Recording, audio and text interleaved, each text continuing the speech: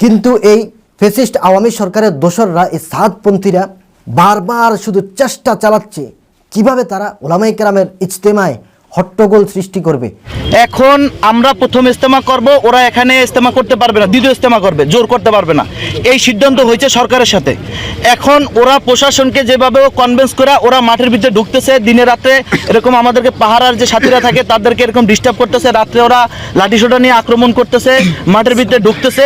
এই জন্য আমরা প্রতিবাদ জানাই যে প্রশাসন বারবার আমাদেরকে এরকম আশ্বাসিত দিয়া পরে কেন আমাদেরকে ধোঁকা দিতেছে।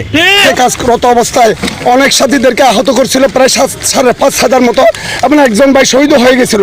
দিতে চাই ওরা যেন এখানে এসে বিশৃঙ্খলা না করতে পারে, এবং তারা এই যে 4 ফেব্রুয়ারির আগে কোনোভাবে যেন মাঠে আসার চেষ্টা না করে। এই সাদপন্থীরা কেমন সন্ত্রাসী, 2018 সালের তারা যে আচরণ করে গেছে, এই আচরণ যদি আমরা না দেখতাম তাহলে আমরা কল্পনাও করতে পারতাম না এরা কি পরিমাণ হিংস্র জানোয়ারের মতো আচরণ করেছে, কেমন সন্ত্রাসী তারা। তারা তাবলিগ জামাতে গিয়ে তাদের লেবাস পরিবর্তন করেছে, কিন্তু যে চোর সে চোরে রয়ে গেল, যে ডাকাত সে ডাকাতে রয়ে গেল। আসসালামু আলাইকুম ওয়া রাহমাতুল্লাহি ওয়া বারাকাতুহু। আজকে কথা বলবো ফ্যাসিস্ট আওয়ামী সরকারের দোসর সাদপন্থীদের নিয়ে। তাবলিগ জামাত গোটা বিশ্বব্যাপী একটি মকবুল কাজ। এ তাবলিগ জামাত যে সমস্ত ওলামায়ে কেরামের মাধ্যমে, যে সমস্ত ওলামায়ে কেরামের পরামর্শে প্রতিষ্ঠিত হয়েছিল, সে সমস্ত ওলামায়ে কেরামের তাকওয়া, ইখলাস, লিল্লাহিয়তের কারণে আল্লাহ তাআলা এই তাবলিগ জামাতকে গোটা বিশ্বে ছড়িয়ে দিয়েছেন। কিন্তু দেখা গেছে এই তাবলিগ জামাতের পাশাপাশি কিছু লোক তাবলিগ জামাতের কার্যক্রমে জড়িত ছিল, কিন্তু তাদের সেই তাকওয়া, ইখলাস, লিল্লাহিয়ত না থাকার কারণে এক পর্যায়ে এসে তারা বিচ্যুত হতে বাধ্য হয়েছে। আল্লাহ তাআলা তাদেরকে চিহ্নিত করে দিয়েছেন, মানুষের মাঝে আলাদা করে দিয়েছেন। ছিল তাদের মাঝে কিছু গুমরাহিমূলক কার্যক্রম, শরীয়ত বিরোধী, দিন বিরোধী, ইসলাম বিরোধী কিছু কার্যক্রম তাদের থেকে প্রকাশ পেতে লাগলো। এরই মাধ্যমেই আল্লাহ তাআলা তাদেরকে হক্কানি আলেম ওলামাদের থেকে বিচ্যুত করে ভিন্ন একটা রূপে তাদেরকে মানুষের মাঝে প্রকাশ করে দিলেন। প্রিয় দর্শক, আপনারা নিশ্চয়ই অবগত আছেন এই তাবলিগ জামাত নিয়ে বিগত কয়েক বছর ধরে বিভিন্ন ঝামেলা হয়েছে, বিষয়গুলো আপনারা দেখেছেন, শুনেছেন, জেনেছেন। তো প্রিয় দর্শক, যেই দলটাকে কেন্দ্র করে আজকে এই গোটা তাবলিগ জামাতের মধ্যে ফাটল সৃষ্টি হয়েছে, এরা হলো একটা সন্ত্রাসী দল। এই সাদপন্থীরা কেমন সন্ত্রাসী, 2018 সালের তারা যে আচরণ করে গেছে, এই আচরণ যদি আমরা না দেখতাম, এই আচরণের সম্মুখীন যদি মাদ্রাসার ছাত্ররা, তালেবুল ইলমরা, মাদ্রাসার শিক্ষকরা, ওলামায়ে কেরাম যদি এটার সম্মুখীন না হতেন তাহলে আমরা কল্পনাও করতে পারতাম না এরা কি পরিমাণ হিংস্র জানোয়ারের মতো আচরণ করেছে, কেমন সন্ত্রাসী তারা। তারা তাবলিগ জামাতে গিয়ে তাদের লেবাস পরিবর্তন করেছে, দাড়ি পরিবর্তন করেছে, মাথায় টুপি দিয়েছে, কিন্তু যে চোর সে চোরে রয়ে গেল, যে ডাকাত সে ডাকাতে রয়ে গেল।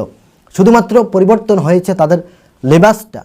এই লেবাস পরিবর্তন হওয়ার মাধ্যমেই যে বড় আল্লাহওয়ালা হয়ে যাবে, বড় দিনের দায়ী হয়ে যাবে, বড় ফেরেশতার মতো রূপ দেখাবে, এটা কখনোই সম্ভব হতে পারে না। মুহূর্তের মধ্যেই তাদের থেকে প্রকাশ পেয়ে যায় আগের যে চোর ছিল সে চোর, আগের যে ডাকাত সে ডাকাতই রয়ে গেল। প্রিয় দর্শক, যে বিষয়টা নিয়ে আজকে আপনাদের সামনে আমি কথা বলছি, উপদেষ্টা মন্ত্রণালয় থেকে ঘোষণা করা হয়েছে এবছরের বিশ্ব ইজতিমা হবে 31শে জানুয়ারি থেকে। সেই বিশ্ব ইজতিমা উপলক্ষে প্রস্তুতিমূলক কার্যক্রম চলছে মাঠে।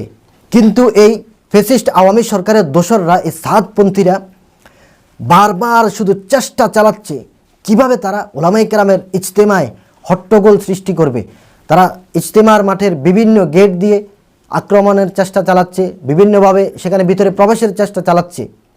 এখান থেকে স্পষ্ট বলে দেওয়া হয়েছে প্রথম পর্ব ইজতেমা করবে ওলামায়ে কেরাম, সেখানে যে সমস্ত কার্যক্রম, প্রস্তুতিমূলক কাজ যেগুলো করা লাগে এগুলো ওলামায়ে কেরাম করবে, ওলামায়ে কেরামের মাধ্যমে, ওলামায়ে কেরামের সান্নিধ্যে যারা আছেন তারা করবে। কিন্তু এখানে এই মুহূর্তে এসে সাদপন্থীরা সেখানে ভিতরে যাওয়ার তার প্রয়োজনটা কি? কোনো কারণ ছাড়াই যাবে একমাত্র হট্টগোল সৃষ্টি করার জন্য, গণ্ডগোল সৃষ্টি করার জন্য। আমরা প্রশাসন ভাইদেরকে বলবো, এ সমস্ত এতাতি সাদপন্থীরা কিভাবে তারা বারবার কাজের মধ্যে হট্টগোল সৃষ্টি করে আপনারা দেখেন না। আরেকটা বিষয় হলো, এই যে কিছু হলুদ মিডিয়া রয়েছে, কোনো প্রকারের তথ্য তালাশ ছাড়া শুধুমাত্র ওলামায়ে কেরামের ব্যাপারে মিথ্যা অভিযোগ, মিথ্যার আশ্রয় নেয়, বারবার তারা মিথ্যার আশ্রয় নিচ্ছে। এই সমস্ত হলুদ মিডিয়াদেরকে সতর্ক হতে হবে। ইজতেমার ময়দানে এতাহাতিরা সাহাদপন্থীরা গিয়ে বারবার যে হট্টগোল করতেছে, কিন্তু তারা মিডিয়ায় প্রচার করছে যে জুবাইর গ্রুপ সাহাদ গ্রুপদেরকে আক্রমণ করছে, সাহাদ গ্রুপদেরকে বিভিন্নভাবে হামলা করছে। কোথায় দেখেছেন আপনারা এই সমস্ত কার্যক্রম? কেন আপনারা এই উল্টা পাল্টা কোনো প্রকারের তথ্য তালাশ ছাড়া ভুল রিপোর্ট মানুষের মাঝে দিয়ে বিভ্রান্ত করেন? সর্বশেষ একটা কথা হলো, এই বিশ্ব ইজতেমা হবে একমাত্র ওলামায়ে কেরামদের মাধ্যমে। আমি দেশবাসীকে বলবো, আপনারা ওলামায়ে কেরামদের সাথে থাকবেন। ওলামায়ে কেরাম যে সিদ্ধান্ত নেয়, যেভাবে দ্বীনের উপর হকের উপর চালায়, আপনারা সেভাবেই চলবেন, সঠিক পথ পন্থা পাবেন। কিন্তু এর বিপরীতে যদি ভিন্ন কোনো পথ পন্থা অবলম্বন করতে চান, তাহলে আপনাদের দুনিয়াও শেষ হবে, আখিরাতও শেষ হবে।